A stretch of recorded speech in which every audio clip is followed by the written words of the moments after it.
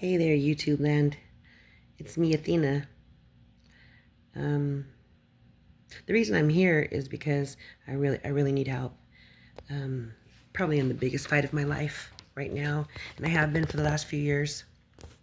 And the circumstances surrounding that are basically police misconduct, retaliation after filing a complaint against El Paso County Sheriff's Office and the deputy there. Didn't take long. It only took 2 days. I filed my formal complaint of Deputy LeGros November 15th of 2021 and received word of the retaliation 2 days later, November 17th, 2021, by way of 2 federal agents, DEA and DOJ, came to my home to inform me that I had an active felony arrest warrant. Quite surprised, actually. I thought they were kind of crazy. I said, no, there's no way I can have a warrant. First of all, I haven't done anything to get a warrant. And besides, I was just at the El Paso County Sheriff's Office a couple months ago getting my records for my complaint, and I didn't hear or wasn't informed, or no one told me that I had any warrants whatsoever. So I just assumed that they were misinformed or maybe just had the wrong person. I don't know. I didn't believe them, though. I didn't believe them because I knew I didn't have a warrant. So when I went to request my records so I could use them in my complaint as reference, I personally showed up at El Paso County Sheriff's Office with my state-issued ID and my completed request form. And I handed it all to the lady at the desk. She stamped it September 10th, 2021. And at that time, I didn't know how imperative that was, that I possessed that one document that proved that I did not have warrants on that date. Those warrants only showed up after I filed my formal complaint. So, number one, they're really dumb. They don't read. Like, really, during all of my research, I've discovered that cops are really kind of dumb, like illiterate or lazy. I'm not sure. However, they don't read. And if they do, they don't act like it. They don't use it to their benefit. Are they so egotistical that they just think that they don't have to read? I don't know. It's still a job. No matter how big your ego is, it's still a job. And it's such an important job that you would think you at least read. No. So this is kind of where my story starts. Filing a complaint against El Paso County Sheriff's Office for an accident that I had a year prior, which they decided not to pursue. And in doing that, violated my victim's rights. I was the victim of a burglary while I was in the hospital. On the 3rd day in the hospital, I found out that my place had been burglarized. I filed a complaint from my hospital bed where I was recovering from emergency surgery due to an accident which left my foot mangled and me unable to walk for a while, even after I got to the hospital. So it was quite devastating, the circumstances around the burglary. So when I got out of the hospital, I couldn't walk, and I couldn't go back home because of all the damages to the door, the window. They had taken everything of value out, so there's no heaters. There was nothing to work with in there at that point. So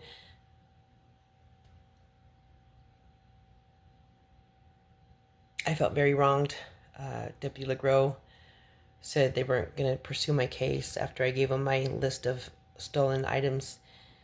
And when I told her that I was going to apply for victim services, because at that point I had lost everything. I couldn't walk. I mean, who wouldn't apply for some help? And so that's what it's for.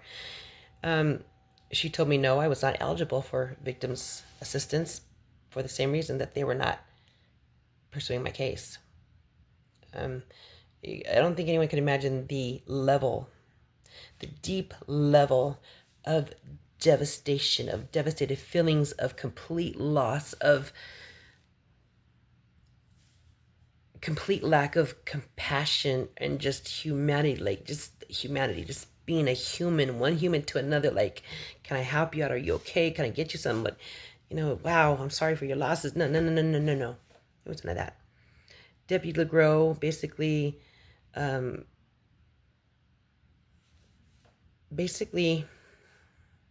told me at one point that she was not my personal deputy, and basically to leave her alone. I have emails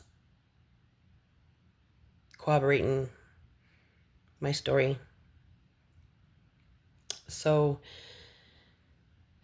it took me a year because I was still trying to get back to walking and trying to get some of my life put back together after so many losses. So it took me a while to just even learn my rights. I hate to say it like that, but it's really, I just had to learn my rights because I didn't know. I didn't know at that time that she violated my rights, that she had violated my rights. I knew it was wrong. I knew something was not right. I didn't know exactly though, so I couldn't call it. I couldn't tell anybody because I didn't know what it was.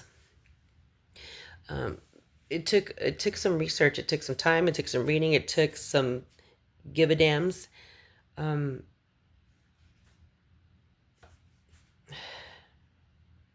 Because I felt like I had to confront the whole situation because I was not at that point able to put it behind me. I couldn't let go. I was still in pain every day. I was still struggling, and I knew I had been wronged. It was one of the hardest healing comebacks I've ever had in my life. And I've been through back surgeries and more. And let me tell you, this was devastating to my soul, devastating to my heart. Just, I literally cried for 2 years every single day. It was the worst, one of the worst times of my life.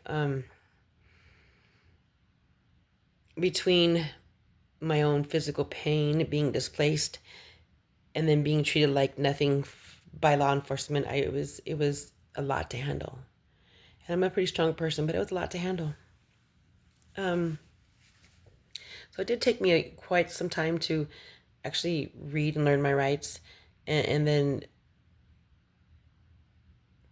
continue to see how this happened and why, and who else has this happened to? Is it just me? So between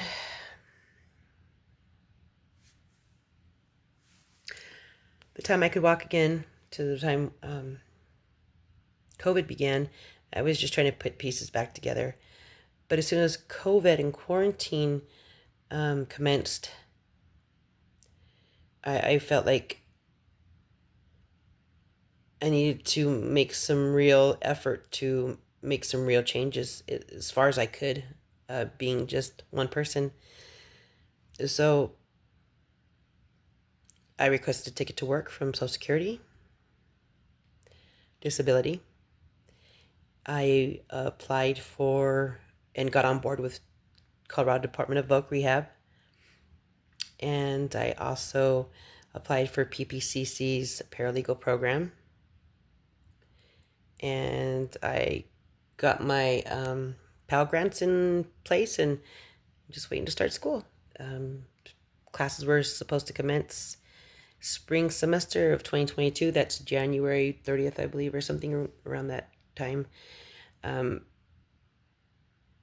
so because I had started so early in the year applying for everything and getting on board with whatever I needed to get on board with at that time.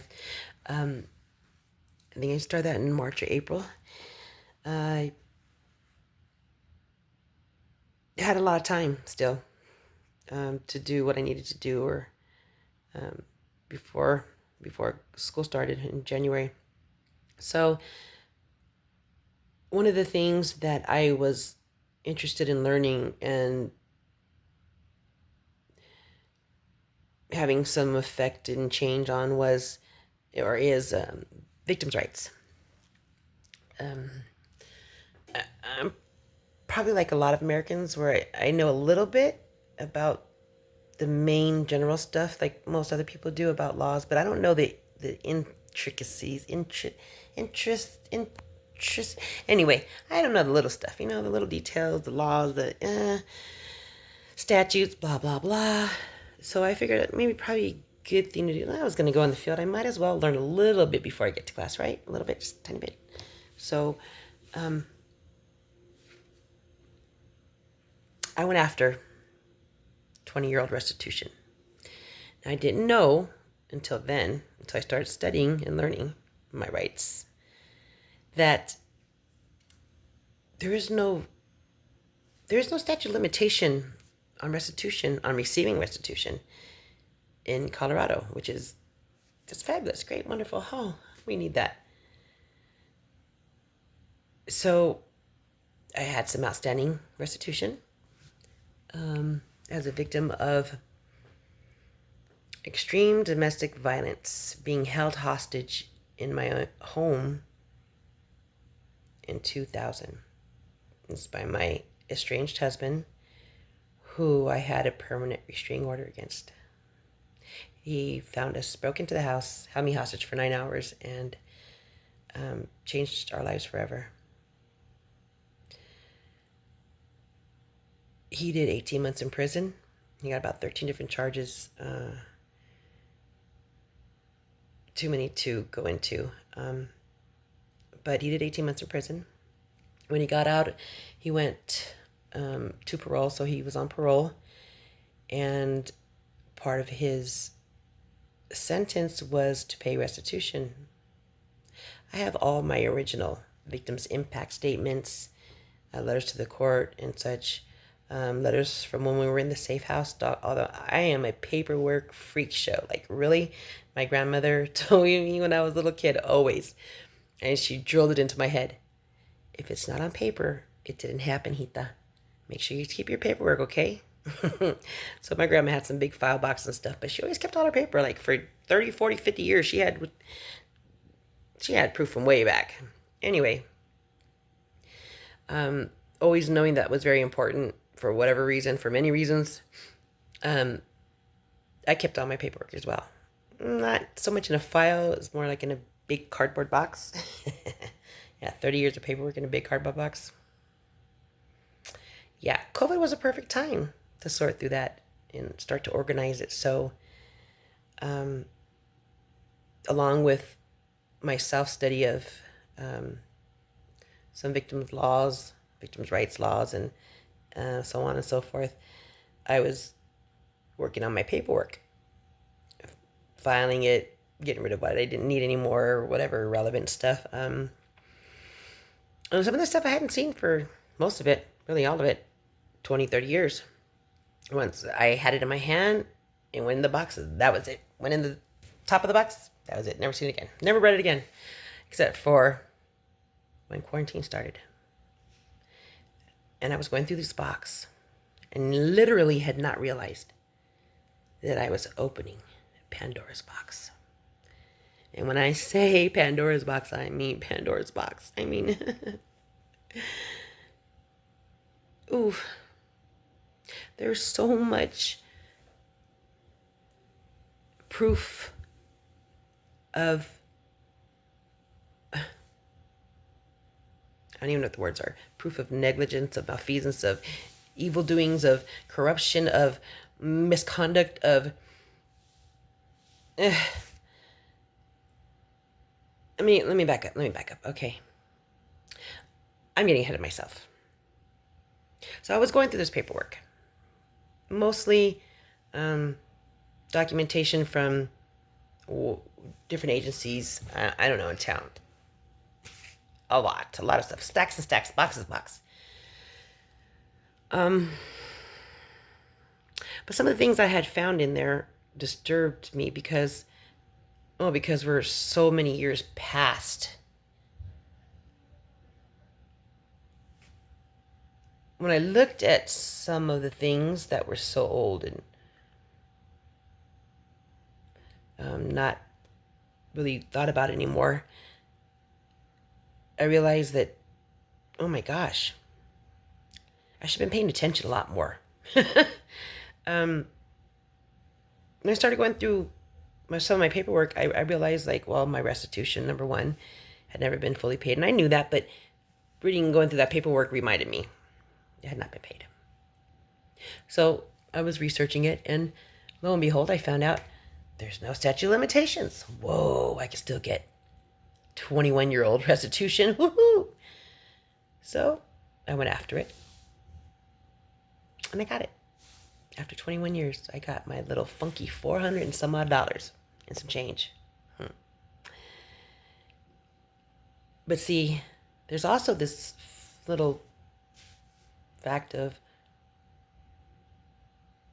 8% APR that I'm entitled to by law for my grossly overdue restitution payments. Now, I will say that they did let my ex off parole without paying a penny in victim's restitution. Not a penny in victim's restitution did my ex pay, nor was he required to. No, quite the opposite. In fact, he was allowed to get off parole not paying a penny to restitution. However, he did pay out court fines and fees, so F me. Court's got their money. So for a few years after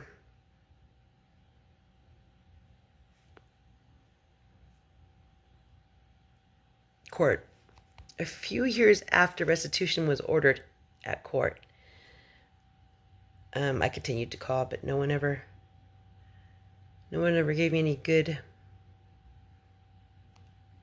answers of where this restitution was, why it wasn't paid. No one really didn't care. It seemed like nobody really cared that I didn't get this restitution. I don't know. But nevertheless, 21 years later, I got it. It wasn't even so much the money, because $400 these days isn't that much, and it's not bad.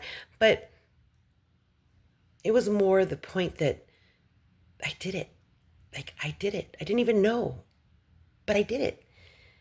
I got victory. After decades, I got victory.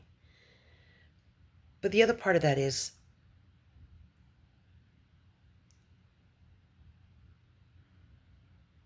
my victim's impact statement specifically stated that that my family would not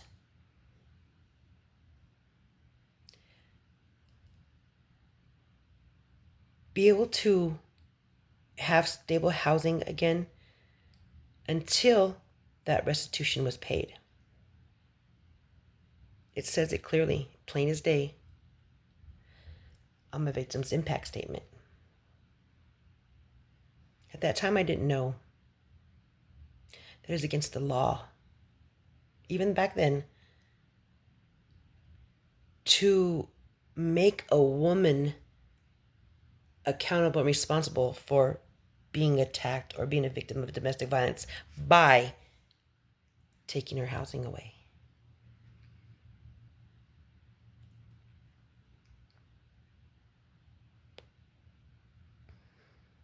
How come no one told me?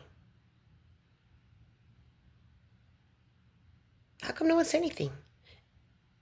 Not the judge, not lawyer. Nobody said anything.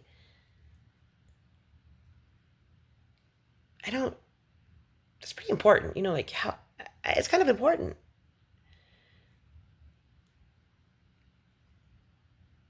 You see, I'd never been on housing, like public housing. Nobody in my family had ever been on public housing. Everybody owns their own house. I had my own manufactured home. Okay, it wasn't a regular house, so what? It was mine. My grandmother bought it for me.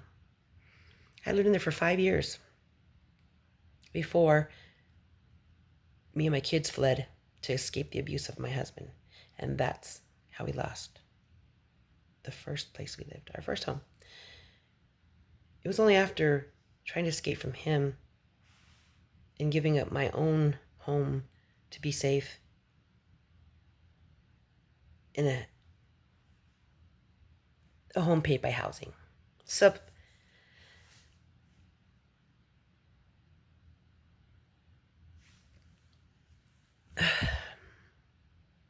We only lived there for like maybe, I don't even think 2 months before he found us and held me hostage. It was bad enough I lost our other home, but losing a housing place and then being blamed, like being held accountable for something I had no control over, I didn't understand. I still don't understand.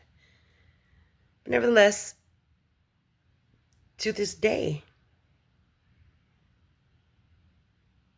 I struggle with affordable and safe housing. But even in my victim's impact statement, I specifically state that I cannot have my housing back according to the professionals until the landlord is paid for damages.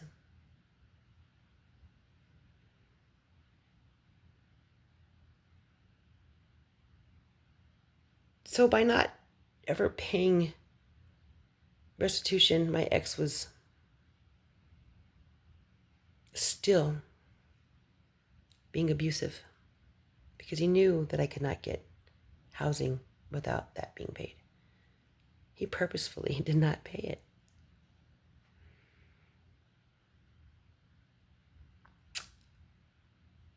So I found out that the landlord was in fact paid, but not until 2015. And I thought, what a strange thing. 2015, why? So this happened in 2001, this case. Why did it take 15 years to pay the landlord? Here's the thing. It wasn't even paid by my ex. It was paid by the fund. But still, I had this nagging little, like what? But still, why 2015? Why? Why? What happened near 2015 that after all that time they paid now? What? It had already been forgotten so long. Why pay now? So, I love to research, by the way. I love to research. I love to find the needle in the haystack. I love to find the missing piece of the puzzle. I love it. It excites me. It makes my face smile. It is the challenge of finding something that's not really valuable. Really, it is kind of. It's pretty cool. So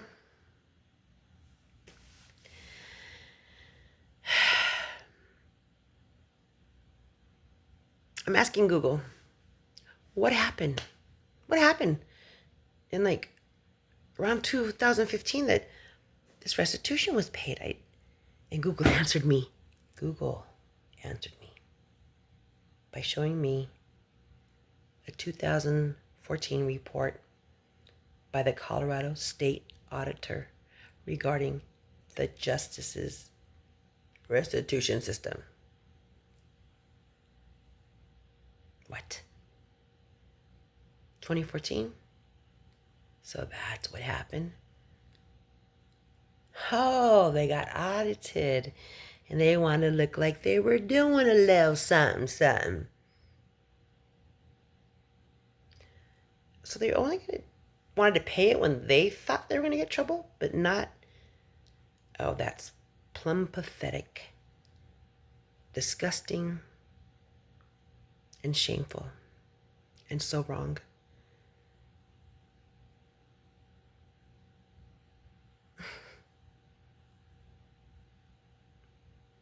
So I still have not received my housing back. I have not got a penny of my 8% APR by Colorado state law, statute, whatever. I'm due that money. 20 years of waiting, you're damn right. I want my 8% APR. But hold up. Guess what happened? Guess. No, you couldn't guess. No one could ever guess how evil and diabolical what my ex did was. Yes, the one who went to prison for holding me hostage. The one who never paid his restitution. The same one. You see, he also learned about the 8% APR. And he figured he'd hit me off the pass and file false charges, so I would be unable to get that 8% APR that he owed me. But he still owes me. So instead of being able to file a motion to go after this madly delinquent restitution, instead I get arrested.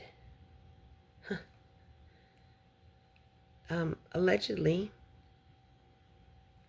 for breaking a 20-year-old restraining order that my husband had against me. Okay. So many things wrong with that. But he still never paid restitution. I still never got my housing back.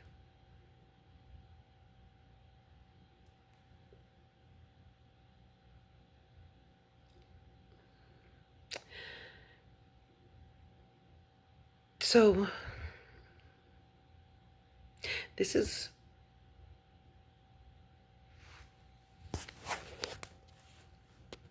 evil.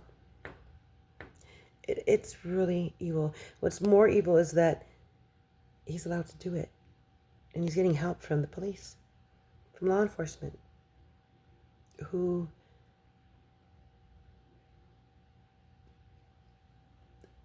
are the most corrupt, the biggest thieves, the biggest killers, the biggest criminals in the world.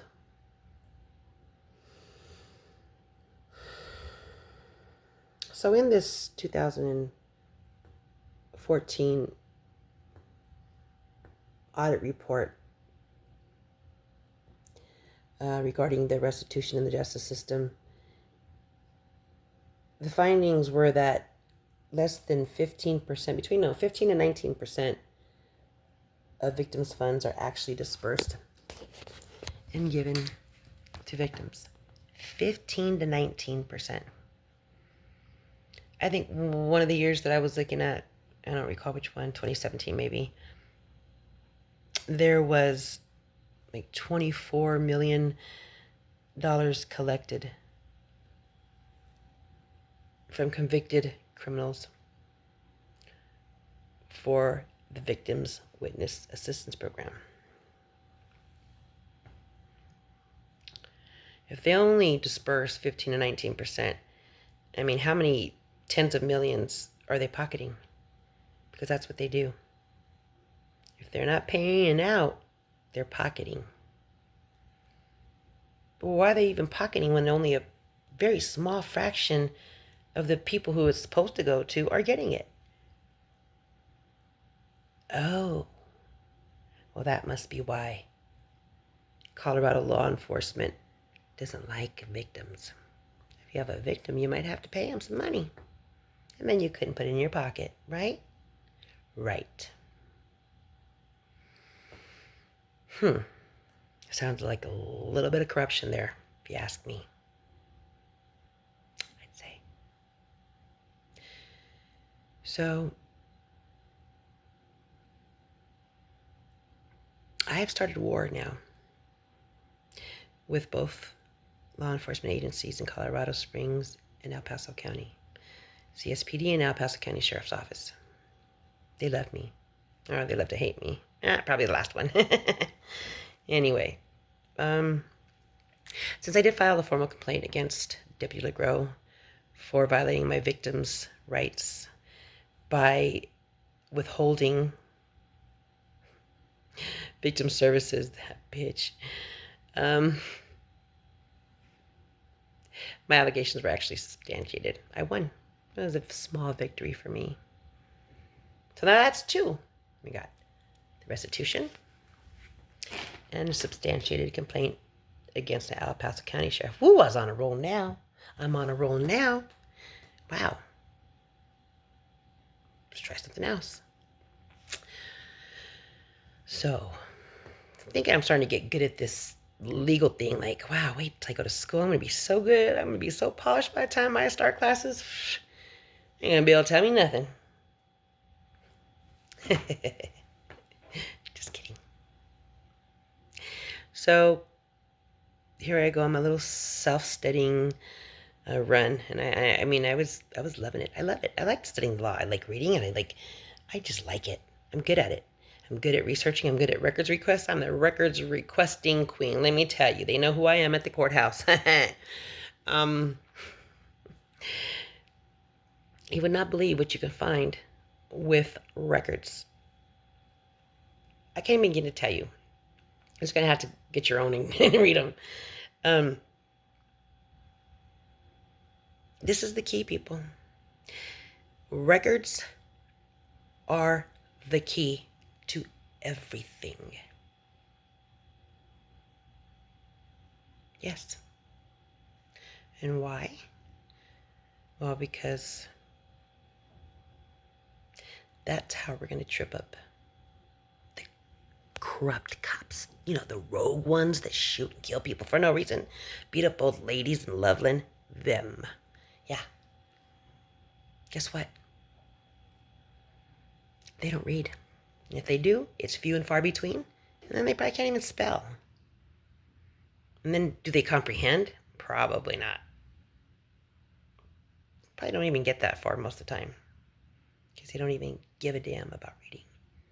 They're going to go on whatever. Third-hand information. Second-hand information. Made-up information. Lies.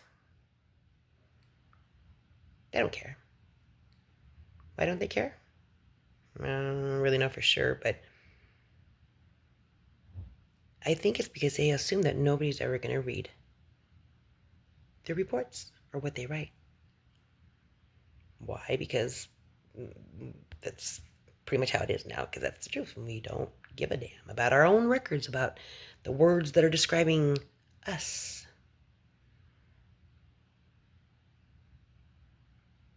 I didn't realize, even having a career that worked closely with paper and documents and files and patient files, and you know, these pieces of paper are pretty important, because that's how people get paid a lot of times. The doctor gets paid. He has to have notes. He has to have proof. What he's doing is usual and customary, that he's not going outside of guidelines, that he's not, he's not being a little finagler. He's not a scammer. He's not stealing from the people in the system.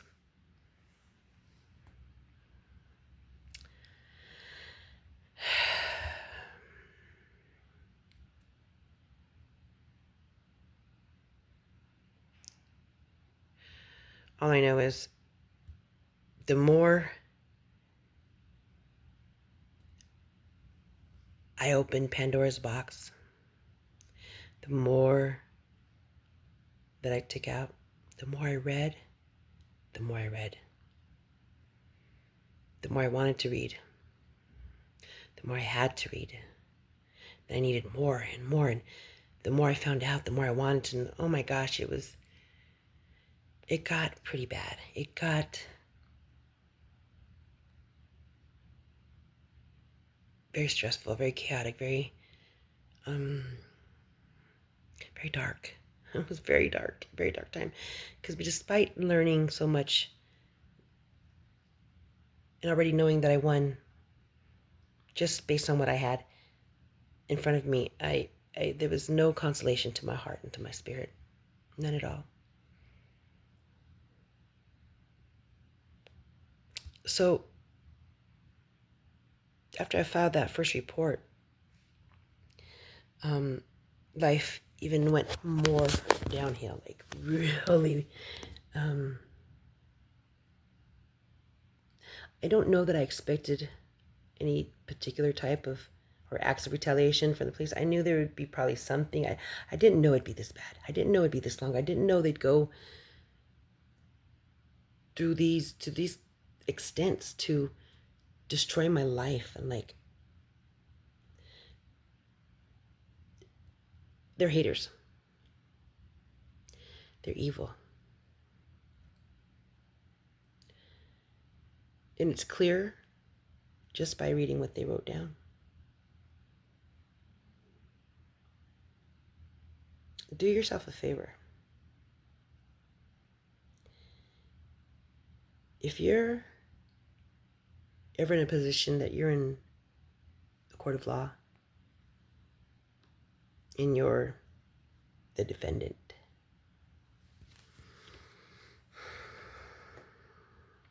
make sure that you don't rely or trust anyone else to make sure that you know what's on every single piece of paper that has your name on it. In other words, know what people are saying about you. Doctors, nurses, whoever. Know what they're saying about you. Attorneys, know what they're saying about you. Because it might be different what that they're saying with their mouth. Might not match up on paper.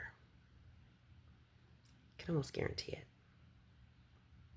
I don't know if it's out of laziness or just purposely omitting information, but the fact is, they do it because they can.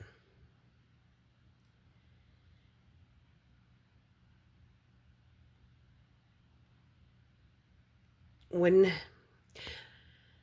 El Paso County Sheriff retaliated, and I know my story's all over the place because it's a lot. I know it's a lot. I've been dealing with it for years now. It's a lot. Bear with me, though.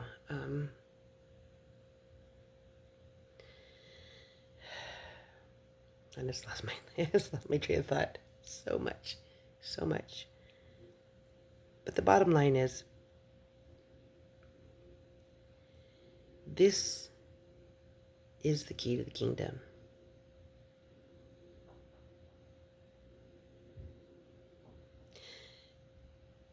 Records requests can give us insights to things that we had no clue about. Here's an example. The case that was born out of retaliation after I filed my first complaint with El Paso County Sheriff's Office against Deputy LeGros.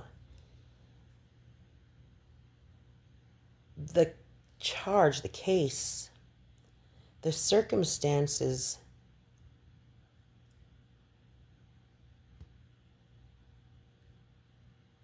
surrounding my assumed involvement was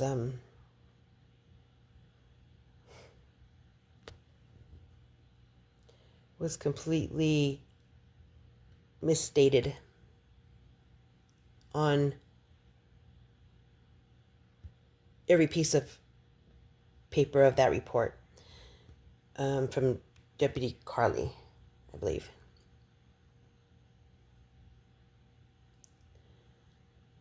His report was 14 pages long. I found so many inconsistencies, misspellings, misinformation. So it's ridiculous. But what I noticed most was that the CSPD report, the facts in that report, for example, the victim's name, the amount or the number of allegedly stolen items was completely different than El Paso County Sheriff's report about the same alleged crime. But there's different victims and different amounts. How does that work? So let me state that CSPD was reported to first, online report by the victim.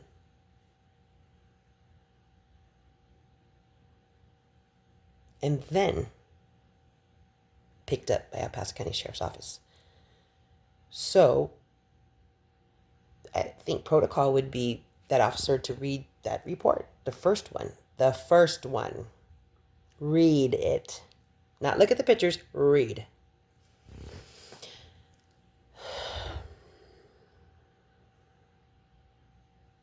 Clearly, the deputy who targeted me doesn't read, and he didn't read that day. Nor did he listen, nor did he tell the truth, or do anything right to the law, as a police officer should. No.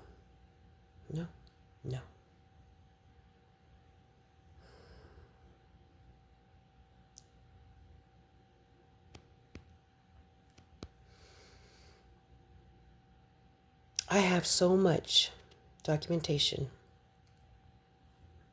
It is unreal. Pandora's box had a lot of stuff in it, let me tell you. Yeah, so much stuff. They're actually little blessings, little miracles, because that's what's going to win my case. My cases, that's what's going to beat them. Because they're ignorant, illiterate, and they don't read, and they don't even know how to write, I'm sure. If they do, it's a lot of lies.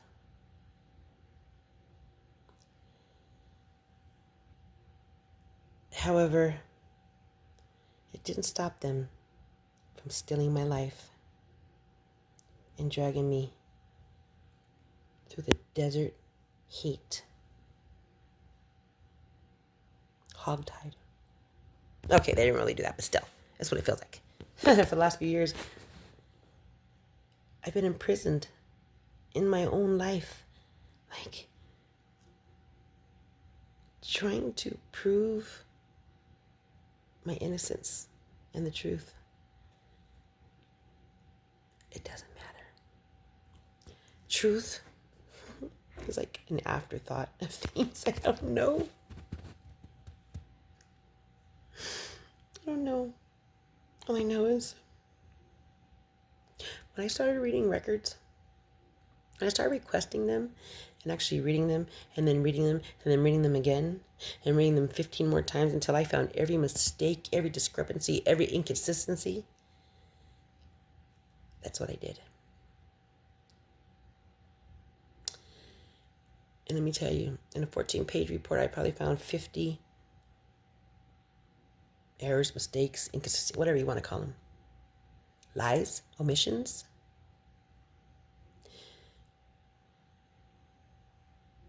It's been years now of retaliation. I've lost everything. More than once. Last year, up until a few months ago, I was homeless, walking in the cold, in the snow, sleeping in the snow. I mean, things I have never done before. Things nobody in my family's ever done before. Because that cop didn't read. And because they were mad that I complained. about them violating my rights. So instead of fixing it, apologizing maybe, making it right, they do it again. Yeah. Because it wasn't bad enough when I broke my foot and lost everything. No. It wasn't bad enough to have my victims' rights obliterated. No. They had to come back and finish the job. They even got 2 feds on board with them to deliver me the news.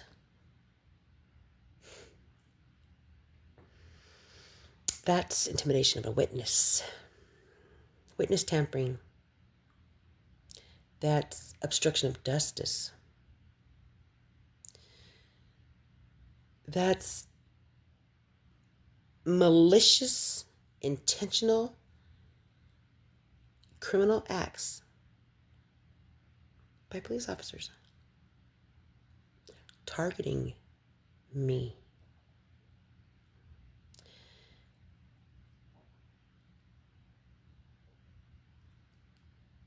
I could sit here and tell you about what the papers say, but it looks so much better in color. I have stacks and stacks and stacks and stacks of proof of, let's put it this way. El Paso County Sheriff's Office IA will not, I repeat, will not refuse to accept my second complaint against Deputy Carly. No. They won't take it. You know why? It's so bad. So bad. My complaint is 4 pages long. So bad. So bad. It's so bad that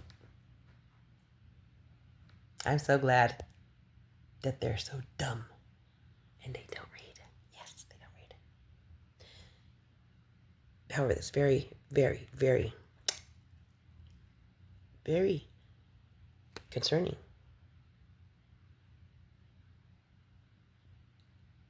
If they're not reading, what are they doing? How do they know they're doing it right? In fact, on his own report, Carly said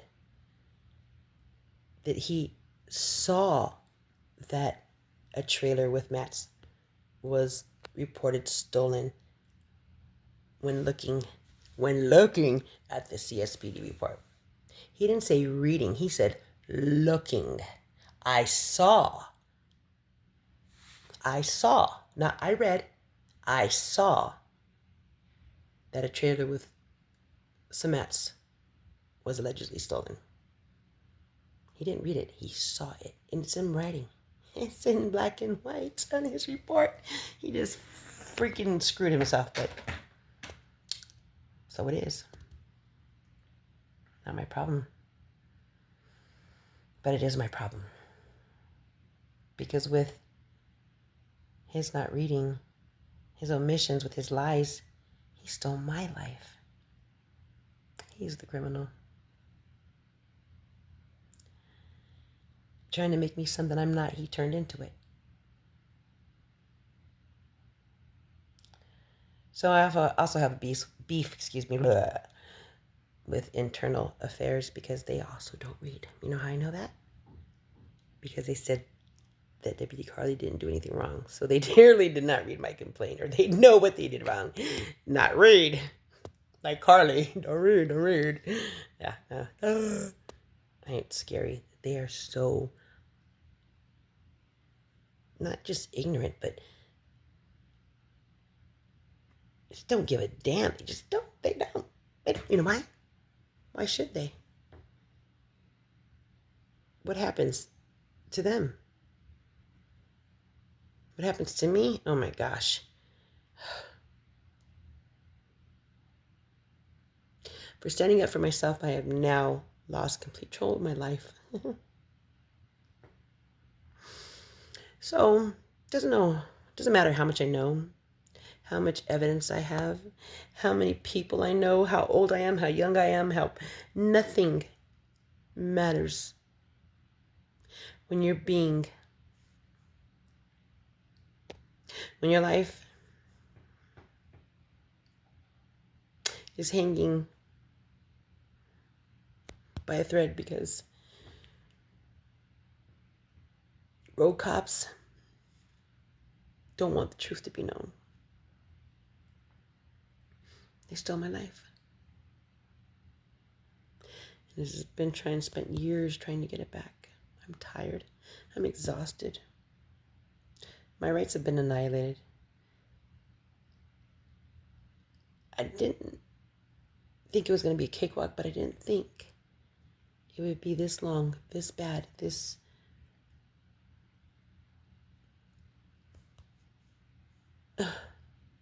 hurtful to my heart, to my soul, to my being. I just need this to be done. I need justice. I need the truth to be yelled, screamed, and hollered out. These cops need to be exposed, and they need to learn how to read. Or go back to kindergarten. I don't know. But with that, I guess I'm going to sign off now. I've been here almost an hour. I don't know if I make any sense. And if I don't, then I don't. I'll come back and try it again later. But I had to get that off my chest because it's been killing me. This has been killing me. I know I shouldn't even say that out loud because your words, are so powerful. But that's what I feel like. They have stolen my life. And it's a joke to them. And they care so little that they don't even read. They have the ability to ruin and kill people's lives, and people too. And they're so careless. It doesn't mean anything, it doesn't bother them at all that they've ruined or taken anything from anybody. So, if you ever find yourself in a position that police are lying, and you know it, and they're trying to frame you or trying to say whatever, they're capable of anything, I believe, at this point, anything, then do everything you can to get every piece of paper, every proof of evidence, everything you can possibly get yourself. Do not depend on anybody to give you copies, to give you, no. Get it yourself. Make sure you know what's being said and written about you. You have no clue how it can affect you in the future. So, yeah. I don't know if this made any sense, but yeah. See you later anyway.